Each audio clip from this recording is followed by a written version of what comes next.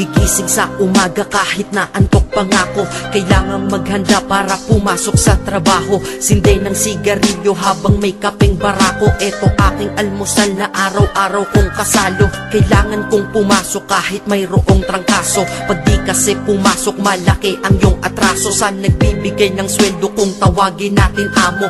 Kailangan doble kayod para amo ay maamo. Sa sobra mong trabaho parang ang sama-sama mo. Sa iyong anak na di mo na laging maasikaso. Kailangan yung buksan ang isipan na sarado. Sa buhay minsan talo at hindi laging panalo. Wala kang aasahan, walang mamamalato. Pag di ka nagtrabaho, buhay mo ay lalalato.